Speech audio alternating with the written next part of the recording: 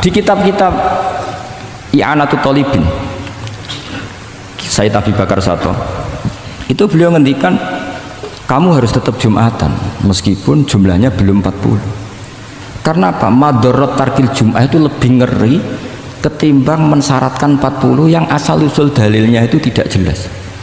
Imam Ahmad bin Hambal kalau ditanya apakah Jumatan harus 40 itu ghadiban sadidan, marah besar. Lam yarid fil adat nasun, kata beliau. Enggak ada dalam adat Jumat dan nas. Imam Syafi'i itu hanya asumsi, biasanya wong 40 mesti ono waline. Tapi potongan-potongan gini meskipun sebanyak ini kan enggak, sampean menjamin enggak kalau ada 200 orang ada walinya sini? Dulu itu 40 orang pasti ada walinya, sekarang buat 1000 enggak ada jaminan ada wali. Dulu itu ada 2 wali, yang satu rokok, dikritik sama yang enggak rokok.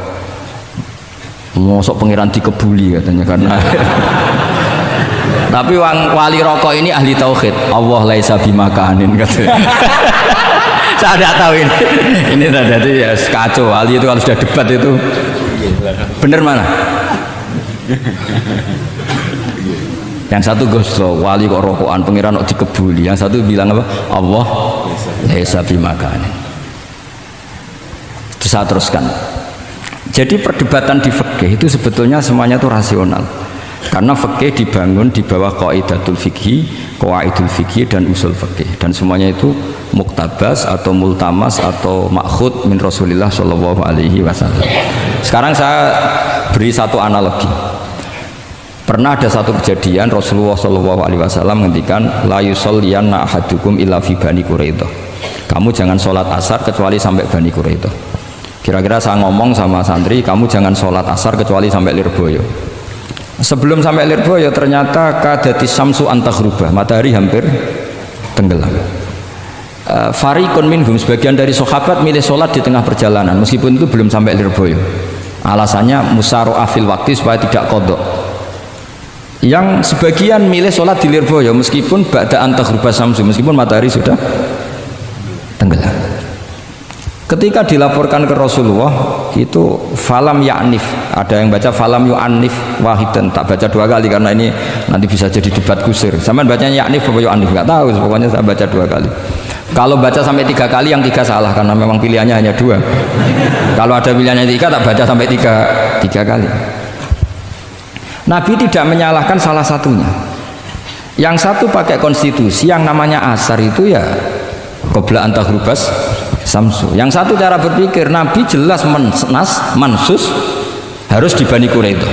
Sekarang pertanyaannya, kaidah umum tentang, saya ulang lagi, kaidah umum tentang asar itu qabla ghurubis samsi dilawan nas harus di Bani Quraidah, menang mana?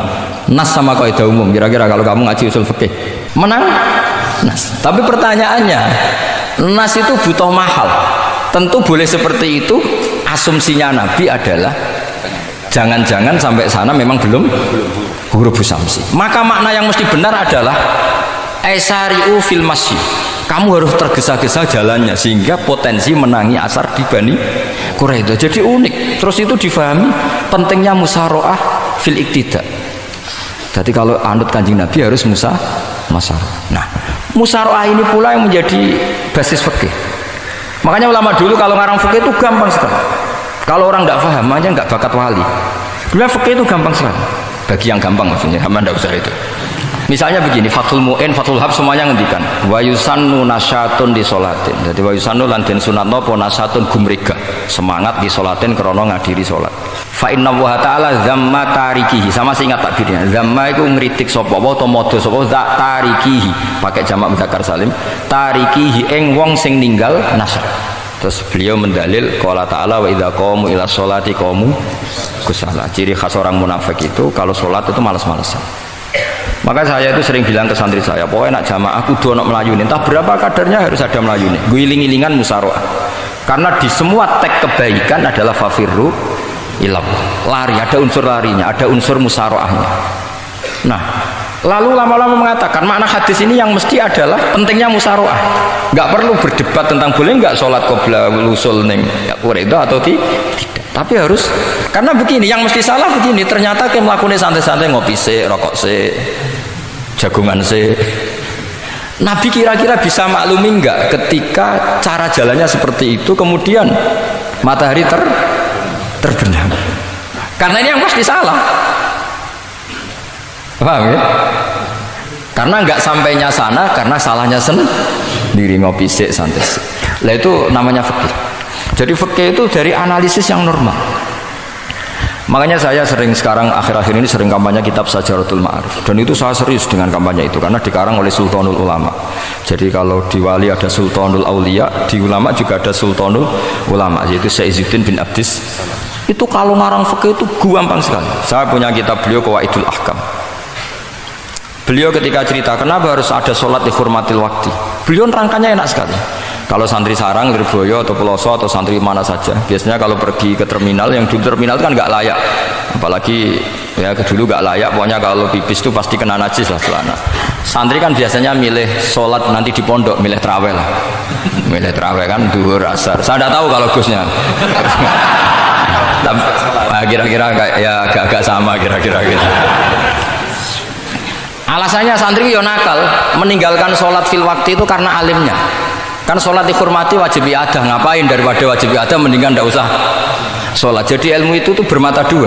Rata-rata yang sudah tahu wajib iadah milih sholat apa milih ndak? Ndak, potongan-potongan rai gini tuh. Ndak, kira-kira aja. Milih ndak kan karena tahu wajib iadah. Tapi nanti setelah sampean alim dan bakat jadi wali dan sampean belajar kitab Qawaidul Ahkam, itu pasti milih sholat.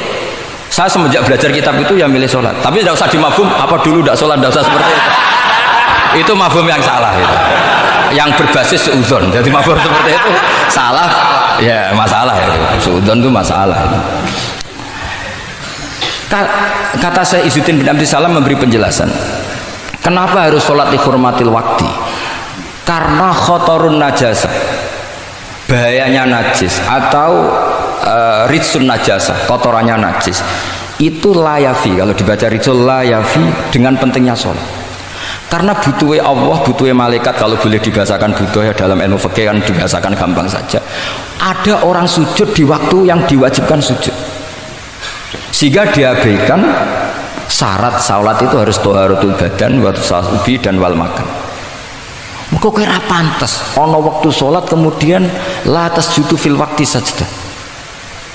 Jadi akhir gampangannya wes tetap keren, meskipun kowe salatem nganggo najis ora sempurna tetap keren. Piye-piye cara didelok malaikat kok dhuwur wis keceluk sujud, keceluk musolli. Daripada kowe misalnya asar gak salat alasanmu celanaku najis, maghrib ora salat. Terus jare malaikat berkhataman Wahab kok kelakuane ngono kan gitu kan. Karena malaikat tuh delok kok dhuwur.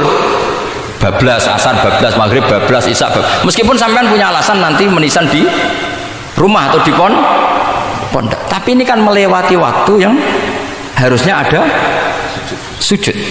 Sehingga dalam syarat jamak takhir misalnya apa? Kamu harus niat akan jamak takhir di waktu sholatil ula. Biar ada bedanya tarku karena sembrono dengan tarku yang karena ingin mentakhir. Paham ya? Itu jadi sama-sama fikih, kualitas yang dikarang Sultanul Ulama dengan sing RT itu ya beda. Dan sama harus baca kitab yang dikarang rajanya ulama supaya kamu tambah pinter. Nanti kalau gak pinter-pinter nanti sowan saya. Tetap gak pinter karena itu jatah. Makanya ada usah sowan ya, nanti gak ngefek juga gitu. Itu Syekh Izzuddin bin Abdis Salam. Terus kemudian beliau mengebabkan itu detail sekali, yaitu di Sajaratul Ma'arif dibabkan di bab faslon la yutrakul haqqu li ajlil batil. Itu beliau bikin satu strategi fikih itu yang luar biasa. Misalnya begini, jihad atau perjuangan membela Islam itu harus kamu menyertakan orang-orang fajir, orang-orang fasik. Kenapa? Likuwatil Islam. Karena kesalahan orang fajir itu tidak seimbang dengan pentingnya syaukatul Islam atau syaukatul muslim. Terus saya itu dulu ya iskal itu ya agak protes, tapi ini ulama wali, sampai saya sholat berkali-kali, ya Allah saya beri kefahaman tak ini, kalau terpaksa beda nanti saya mohon ketemu beliau, saya mau protes. Sama nggak usah tahu caranya ketemu wali-wali yang sudah meninggal, nanti kalau sudah jadi wali tahu sendiri, jadi nggak usah tanya. Akhirnya saya sholat dan akhirnya faham tanpa ketemu. Karena saya bayangkan ketemu ya lebih sulit, mendingan minta paham timbang minta ketemu. Logikanya begini, misalnya nyon sewu kita fi daril harbi, bayangkan kita di daril harbi atau zaman Indonesia dijajah Belanda. Saya ulang lagi ya, dalam konteks jangan sekarang, contohnya sekarang nggak perlu perang, zaman dijajah Belanda. Kita misalnya milih pasukan Hizbullah dan Sabilillah selektif, yang sholatnya benar, yang puasanya benar, yang toharohnya benar. Kira-kira dapat pasukan berapa coba? Enggak, jawab saja. Kan hanya dapat pasukan sedikit. Sementara misalnya Belanda bisa pasukan banyak karena tanpa seleksi. Di sini nih hebatnya Rasulullah SAW. Kata beliau, wal jihadu madin mundu ba'atsani Allah ila yaumil qiyamah sampai ila ayyuqatila akhiru ummati ad-dajjal la yubtiluhu jawru jairin wala adlu adilin. Sebagian riwayat langsung wal jihadu tetap wajib bun alaikum ma'akul libarin wa fajirin. Nah, penjelasan Nabi kenapa kita harus berjuang mengawal Islam meskipun harus ma'akul libarin wa fajirin. Ya kalau di isim fa'ilnya umumnya guru-guru kita baca barin, tapi untuk masdarnya, untuk kebaikan bacanya apa? Birun. Nanti kamu protes, oh barun itu daratan Gus, kalau birun itu kebaikan. Aku itu macaku kamus luwih suwi bocah kok sembrono. Saya ini karena meneliti kiro asapa, jadi insya Allah kalau masalah lughot itu saya sudah bukan sawir lagi Fathul Wahab, sudah di atasnya itu. Sampai sampai nggak usah tersinggung, biasa aja maksudnya. Karena ini kompetisi, kalau sampai nggak cocok ya harus bersaing, jangan geremeng tok. Gus Bak sombong, nggak usah bilang gitu, saingi saja.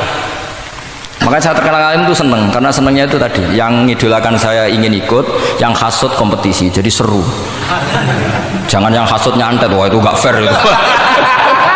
Itu gak fair, wah itu pasti ngadepi langit gitu. Nanti urusannya sama Allah itu, nggak sama saya, langsung sama Allah. Saya ulang lagi ya, ilmu itu harus dianalogi dengan fikih, dilogika dengan fikih, dikiaskan dengan fikih.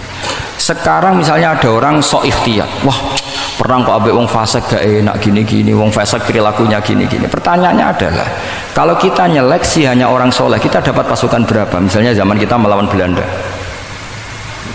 Sama sekarang kita ngawal pembangunan masjid, kadang yang nyumbang nggak sholat, kadang yang nyumbang yang sewu hasil korupsi, kadang yang nyumbang orang-orang yang cara muamalah babal kedua. Itu coba kalau kamu tolak, potensinya gini, ini fikih sekaligus PR. Saya berkali-kali nyontohkan ini, sampean boleh tidak setuju, tapi nanti menghadapi saya di akhirat, tidak di dunia, di akhirat. Nanti kita sowan Allah bareng-bareng, bener siapa? Loh, saya tidak main-main, karena ulama dulu, sampean lihat di Mu'in di Fathul Wahab, kalau sudah ngendikan ulama, wahadha madhabun al-qawwahabi, ini madhab yang saya siap ketemu Allah. Jadi ukuran madhab benar itu bukan diputuskan di sawit Fathul Wahab, tapi madhabun sing al-qawwahabi, madhab yang saya ketemu Allah dengan madhab itu. Misalnya gini, ada orang fasik lewat di depan saya, punya uang 1 juta. Delalah pas itu qadhafa fi qalbihi hubbal ulama, misalnya. Pas itu delalah beliau serang ulama terus bilang gini, Gus Pak, uang ini tak kasihkan kamu 1 juta. Dia fasik, misalnya terkenal syaribul khomri. Saya ini menurut pertanyaan saya, ini jawab saja. Kamu salah nggak apa-apa. Wajib menerima apa haram menerima apa bebas mubah? Ayo milih di polling, nggak usah sungkan Gus Kausar, ini beliau posisi senior, milih nerima apa nolak, wajib apa sunat, sunat apa wajib. Nah logika harus terbangun begini, kalau kamu terima maka akan dicibir. Malam di Fathul Wahab dikasih uang saya kok gelem, bolak-balik nak duit gelem aja. Itu juga masalah kan, kiai latihan jatuh kan. Hanya posisinya tidak mantep-mantep amat. Kecuali kadung keramat. Udah kadung keramat itu. Sampean jangan niru saya, aman udah itu. Bayangkan sampean yang latihan nyai itu. Tapi pertanyaannya kalau sampean tolak, terus ista'ana bihadhihi darahim lil maksiyah. Tak kena kiai ra gelem, tak kena demenanku. Dan hari itu andekan dia tidak punya uang 1 juta, dia tidak bisa kedemenannya. Gara-gara sampean tolak, dia punya alat untuk maksiat lagi. Kalau seperti ini jadi haram apa wajib? Loh, berarti sampean harus gak jawab anut aku. Artinya sampean jawab kan terprovokasi saya kan? Terprovokasi narasi. Nah, terprovokasi narasi. Itu kriminal untuk calon ulama gitu, itu nggak boleh. Nah, logika ghanimah kira-kira seperti itu. Ghanimah itu normalnya haram. Normalnya haram karena ghanimah itu min amwalil kufar. Dan notabene amwalul kufar adalah bukan sekedar mukhtalithah, aksaruha mungkin minal haram. Tapi kenapa ghanimah dihalalkan di hadil ummah? Makanya Nabi ketika ngendikan uqtitu khamsan lam yu'tahunna nabiyyun qabli, termasuk beliau menyebut wa ukhillat li al-ghanaim, termasuk saya 5 hal yang Nabi sebelumnya enggak dikasih, saya dikasih. Di antara beliau menyebut wa ukhillat li al-ghanaim, ghanimah itu halal untuk umatku. Itu kan kenapa Nabi menyebut itu? Karena normalnya ghanimah itu haram karena min amwalil kufar. Tapi kenapa dihalalkan? Saya pernah ditanya seorang dosen, kenapa itu halal Gus? Saya itu kok nggak nyaman. Karena ini jenis orang ikhtiyat. Terus saya bilang gini, andai kan kamu digarong sama garong, kemudian garong itu bawa senpi, bawa pedang. Karena kamu merasa itu tidak milik kamu, monggo gadane jenengan beto malih. Wah ya tidak bisa Gus, nanti dipakai garong lagi. Sama amwalul kufar. Andaikan lau a'tainahum, andaikan kita kasihkan lagi ke mereka, maka akan dipakai isti'anah, dipakai pertolongan atau alat untuk kekuatan kekafiran mereka. Di sini sirinya kenapa ghanimah menjadi halal. Tapi kenapa Nabi sebelumnya kok dikatakan haram? Karena logikanya memang haram. Itu hebatnya Allah SWT sama para kekasihnya.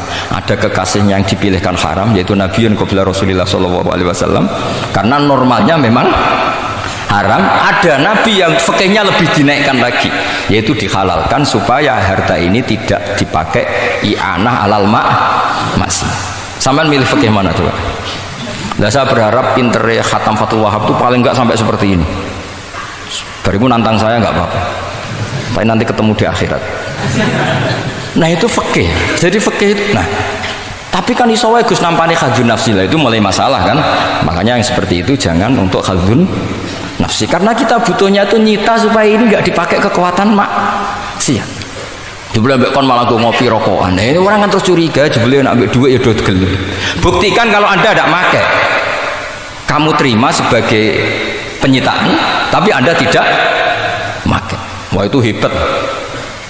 Tapi kalau kamu terima wajib, kemudian kamu pakai poya-poya, wah itu ya fikihnya benar, kelakuannya benar. Nah saya berharap Anda memahami fikih itu sampai seperti saya ini. Syukur-syukur lebih. Meskipun ya agak-agak mukhalaf, tapi bisa diperjuangkan itu. Enggak apa-apa. Kamu doa di saat istijabah, ya Allah saya ingin mengalahkan Gus Baksa, ridho dengan doa itu. Tapi tak jamin enggak mustajab, karena sudah berbasis ghil, kebencian. Doa yang berbasis hasud pasti tidak mustajab. Ya, sulit. Jadi makanya saya rela kalau ada kompetitor, karena tadi pasti. Jadi fikih itu gampang. Misalnya begini lagi, saya beri sekian contoh. Di sini tadi saya minta Gus Kevin untuk membawakan Babul Hijrah juz 4 kitab Mahalli. Karena Mahalli itu namanya Kanzur Rohibin sebetulnya, cuma yang ngarang Mahalli lebih terkenal dengan istilah apa? Mahalli. Beliau nyarai kitab Minhajut Thalibin. Imam Mahalli itu senior. Jadi Syekh Zakaria Al-Ansori itu ya beliau sudah menyulap Minhajut Thalibin jadi Manhajut Tulab, tapi beliau ikrar kalau itu awal-awalnya dari Imam Jabah. Nah sekarang pertanyaannya gini, saya misalnya nempat di Korea Selatan atau di Amerika, saya sudah punya tanah di sana, saya ulang lagi punya tanah di sana, punya komunitas di sana juga saya nggak diperlakukan buruk, bisa sholat, bisa puasa. Hukumnya saya pindah ke Indonesia atau ke Mekah atau kemana saja, hukumnya haram apa boleh? Saya tidak mendapat perlakuan yang macam-macam. Kalau saya disakiti dan dipaksa menjadi kafir, maka wajib hijrah. Kalau nggak ada pemaksaan itu, kira-kira hukumnya gimana? Ada ulama yang mengatakan hukumnya haram hijrah, harumatil hijrah. Karena apa? Li alla yastauliya bitil kalbukah atau tikal bukah al kufaru.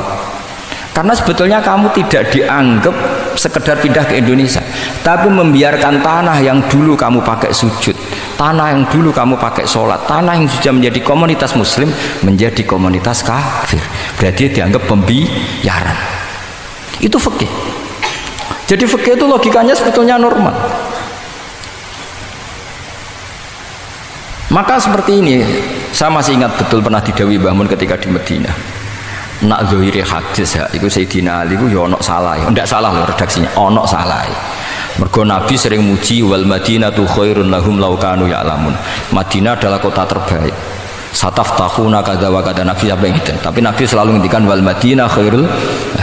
Tapi Sayyidina Ali tetap pindah ke Irak, Kufah ya, zaman itu terkenalnya istilahnya Kufah karena belum ada istilah Irak, ke Kufah. Pindah ke Kufah, kemudian beliau menyebarkan Islam di Kufah. Terus punya murid awal namanya Hasan Basri, murid paling sukses. Itu orang-orang Basrah, bukan orang Temanggung, orang Basrah. Itu orang Basrah. Semua riwayat mengatakan itu orang apa? Basrah. Jelas bagus-bagus, bukan. Itu sangat jauh dari. Nah, karena Hasan Basri murid paling sukses ini pindah ke Basrah, maka ilmu setelah itu Basrah. Sehingga idza ikhtalafatil Kufah wal Basrah quddimatil Basrah. Akhirnya menyebar sampai Baghdad, jadi Qubbatul Islam. Orang bisa dikatakan alim kalau sudah dikatakan alim di Baghdad. Termasuk Imam Syafi'i itu ngajinya di Baghdad. Padahal beliau lahirnya di Gaza. Huzza itu kalau sekarang itu apa? Gaza. Askolan itu juga Palestina. Nah, dawe bangun. Tapi Sayyidina Ali ku wong alim. Saiki nak wong Islam tengok-tengok ning Madinah berarti membiarkan bumi Allah di sana-sana itu tanpa ada Islam. Akhirnya Sayyidina Ali tidak mengikuti dohiri hadis. Tentu Nabi Sayyidina Ali pasti mengikuti hadis, tapi hadis wal Madinatu khairul lahum law kanu ya'lamun itu ada konteksnya. Keluar dari Madinah li nasril ilmi itu juga ada konteks. Sehingga kenapa dulu ketika futuhat, saya ulang lagi ketika futuhat, itu banyak sahabat yang sudah di Madinah mapan, ketika Mekah sudah takluk 100%, sama Sayyidina Umar ditawari, halla raja'tum ila Makkah tatufuna bil baiti kada wa kada wa fadilatu salat fil haram ka alfi salatin fi, itu dipuji-puji. Mbok yo pindah ke Mekah, Mekah sekarang sudah milik kita, salat di Mekah itu ka alfi salatin kada wa kada. Tapi kata para sahabat yang sudah di mana-mana, di Persia itu kalau sekarang Iran, di Lebanon, di Syam kalau dulu, kata beliau-beliau itu paling banter kalau saya di Mekah ibadahnya tawaf. Tapi kalau di negara-negara ini adalah nasrul Islam. Wa nasrul Islam itu da'bul ambiya. Bihada ursilatir rusul. Karena nasrul Islam itu para rasul diutus. Akhirnya mereka terus hidup di mana-mana. Termasuk muridnya Sayyidina Ali, menurut sebagian cerita terus pindah ke Baros itu. Kemana? Baros. Jadi Islam pertama di Indonesia itu muridnya Sayyidina Ali yang di Sumatera itu. Nah, pertanyaannya adalah, kalau kamu punya murid atau anak pamit mau kuliah di Jerman atau di Australia, kamu milih melarang apa menyuruh? Kalau melarang, kalau menyuruh takut katut perilaku barat. Kalau melarang berarti kamu membiarkan Jerman tanpa ada yang sujud. Padahal semua bumi diciptakan Allah, ju'ilat lanal ardu kulluha masjidan. Lah itu fikih. Fikih akan berdebat untuk hal-hal seperti itu. Ini saya beri contoh. Ini masih ada waktu 10 menit. Ya, jangan lama-lama nanti malah bingung. Yang bingung tidak sampean, saya juga ikut bingung nanti kalau kelamaan. Tidak, supaya ini logika ini apa? Logika fikih ya, fikih yang sekedap ini tadi sudah halaman 227 ya. Ini tidak, supaya sampean tahu, karena saya pernah belajar detail ya tentang Mahalli sama Qalyubi. Ini kalau di kitab ini halaman 227 ya, tentang juz 4 ya, halaman 227 juz berapa? 4. Saya beri contoh ya, ini supaya clear ya masalah posisi kita. Jadi misalnya sama orang Indonesia pindah ke negara lain, terus Indonesia kemudian ditempati orang-orang yang nggak benar, berarti kamu ikut tanggung jawab. Saya baca Bismillahirrahmanirrahim ya, halaman 227 ini barusan tak cari karena halaman kitabnya beda-beda. Bidaril harbi, terus ada kata-kata fa'in roja madzukiro. Roja itu kembali ke, kalau seseorang itu bidaril harbi, berharap masyarakat situ bisa Islam, bisa dakwah, fa muqamuhu afdal. Saya juga mau baca makom apa mukom. Di sini umumnya baca mukom apa makom. Mukom ya, karena dari madi akoma yukimu ikomatan, berarti kan mukim. Kalau mukim ya resikonya harus dibaca mukom. Tapi kalau ada yang baca makom ya jangan dimarahin, mas, kasihan. Bakul bakowe bukan bener itu loh. Fa'in roja madzukiro famuqamuhu afdalu au qadara alal i'tizali harumatil hijratu. Umumnya di sini baca harumat atau hurimat? Ya boleh dua, boleh harumat, boleh hurimat. Kalau itu masih li alla yastauliyal kufaru ala mahallihi fayasbahu darul kufri. Jadi artinya gini, misalnya saya di Jogja misalnya, atau di Jakarta atau di Batam, di situ atau di Papua, di situ kamu merantau di sana sudah bisa menciptakan komunitas Islam. Kemudian kamu pindah, itu bukan dianggap pindah secara mubah karena kangen keluarga, enggak, tapi ada masalah. Setelah kamu pindah ini yang menghuni siapa? Jangan-jangan min dari sujud ila niklab misalnya. Itu fikih. Jadi fikih itu sebetulnya normal saja. Tapi karena kita baca tidak detail, terus kayak apa gitu, kayak fikih itu aneh semua. Dasar gak bakat alim. Jadi sebetulnya fikih itu normal. Gitu. Makanya kembali ke tadi, kalau orang alim tidak mau izharul ilmi, fa alaihi laknatullahi wal malaikati wan nasi ajmain. Misalnya saya ini terkenal membawa Islam yang mudah, yang menyenangkan. Orang itu sampai maksiat itu cari kesenangan. Orang sampai maksiat itu karena cari kesenangan. Tapi kalau kesenangan itu tidak didapatkan fit to'at, karena to'at dikampanyakan secara agak teroris. Kamu sholat tidak mesti diterima, karena baju kamu nggak mesti semuanya halal, sujud kamu nggak mesti diteror, sehingga orang yang sholat tuh, sholat di mesti ditompo, mendingan nggak sholat. Kita ini kan mikir seperti itu. Coba nyun sewu, kalau orang-orang Kristiani, kalau kampanye gimana? Setiap orang mati bersama Bapak di surga. Sementara kita sudah kiai mati masih didoakan ingkana musinan. Itu murid kita loh. Itu kan gak sopan sekali. Murid dongakno gurune ingkana musinan. Murid kualat bener. Gurune kok muksinane ditaklek ingkana musinan. Cara aku dadi gurumu sembrono guru darane. Susah apa sih muni kana musinan ije dikein. Itu kan saya belum pernah doakan Mbah Mun gitu. Kalau saya mendoakan beliau supaya diampuni, doa saya tak rubah gini, ya Allah antal ghafur wa anta dzu maghfirah, maka sepatutnya jenengan mengampuni guru saya. Jadi saya tuh kalau bilang ingkana itu kayak gimana gitu. Tapi ini urusan jauh ya, sampean nggak boleh protes. Tapi sanate ngono Gus, ini kitab-kitab ngono, sampean ngerubah sanad. Ya saya kalau nggak bisa apa-apa kalau sampean protes gitu. Sampean ngerubah adab kalau gitu. Nak protes-protesan. Lu coba misalnya Syekh Abdul Qadir Jailani itu Sultanul Aulia ya. Terus beliau misalnya wafat di pelosok. Terus kamu berdoa ingkana musinan coba. Ini ketuane wali di ingkana. Boyo wong ndek akhlak sithik gitu maksudnya. Wong sak donya iku ya tabarruku bi. Ya tabarruku nabi. Saiki ditaklek ingkar. Saya tuh belum pernah doain guru-guru dengan, meskipun saya tahu itu doa yang, karena pilihannya gini, misalnya sampai protes, Gus wong sanate ngono, jangan-jangan mancen apalam mau ikut tok.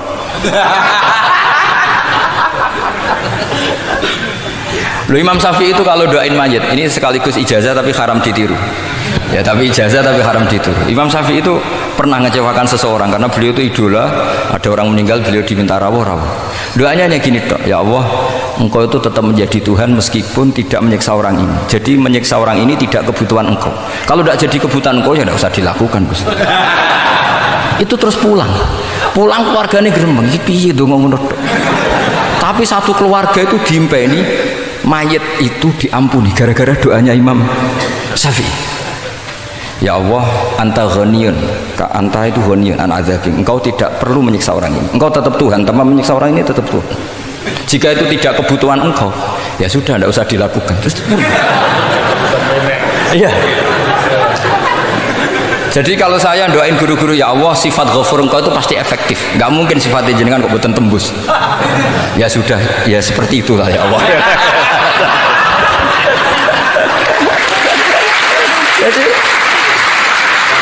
Jadi itu urusan daun, sama nggak boleh protes. Gus kok ngawur istiadat, itu bukan ngawur, saya ini orang waras, punya rasa takdim sama guru sama para wali. Sementara kamu yang berdasar sanad tadi, jangan-jangan menghafalan kamu hanya itu. Ayo milih mana? Saya bukan bikin ajaran baru, ndak, ini cerita rasa. Cerita apa? Rasa. Dan itu di hadis-hadis gitu, Nabi itu kalau manja sama Allah gitu, kalau ada orang salah terus kemudian diazab, kata Nabi, anta akram min ayu adzibahu marrotain. Ini di dunia sudah pernah engkau beri sanksi ya Allah, anta akram min ayu adzibahu marrotain. Tapi kalau belum disiksa kemudian dia aman-aman saja di dunia, engkau itu akram, engkau sudah mulia, gak pantas sudah menyelamatkan di dunia, kemudian jenengan dendam di akhirat masih. Iya. Jadi masih nyiksa lagi. Nabi itu kalau sedang manja dengan Allah itu akhirnya